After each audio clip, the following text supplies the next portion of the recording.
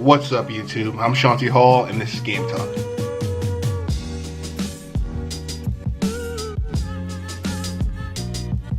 For today's game, we have the Minnesota Timberwolves versus the Houston Rockets. The reason I wanted to watch this game is because it was close last time, and I wanted to see if Minnesota could steal one in Houston. But before I get into my thoughts on the game, let's talk about the numbers. Final score of the game was 102-82, with Houston taking the win. For the Rockets, Chris Paul had 27 points, 4 rebounds, and 8 assists.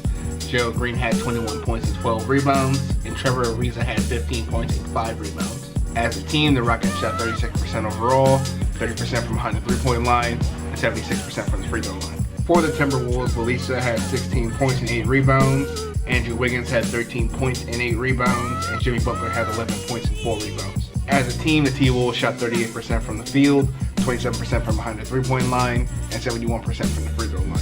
Now that we've talked about the numbers, let's get into my thoughts on the game, starting with the Rockets. And the first thing I want to say about the Rockets was that their defensive effort was great tonight.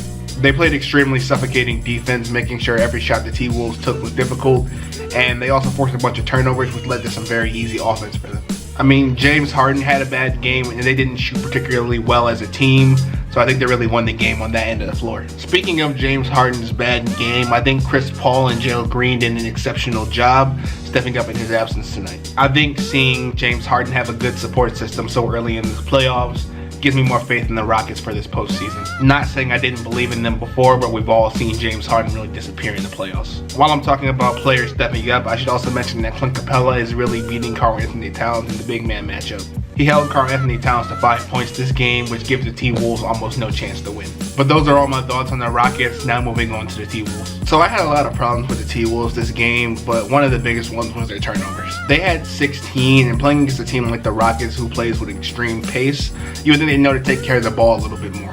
The second thing I want to say for the T-Wolves is that when they got the opportunity to make some wide open shots, they missed them.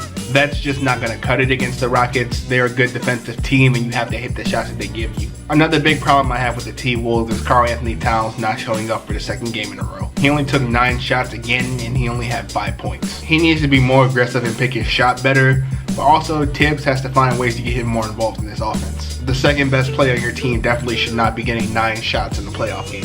Defensively, the Timberwolves look so bad this game. I cannot believe how many wide open uncontested threes they gave the Rockets. They're lucky this wasn't a hot shooting night for them, or this game could have been much worse. They also let the Rockets get inside and finish at the rim with literally nobody contesting them. I mean, going into this, we knew the T-Wolves weren't a very good defensive team, but they can't be this bad in the playoffs. The Timberwolves definitely didn't seem like they were taking this game seriously enough, which is honestly shocking to me considering what this playoff series means to the franchise. I really hope once they get back home, the intensity picks up and they look like a more competitive team. But those are really all my thoughts for this game. If you enjoyed the video, go ahead and like it. If you enjoy NBA videos, go ahead and subscribe to this channel. And I'll see you guys next time.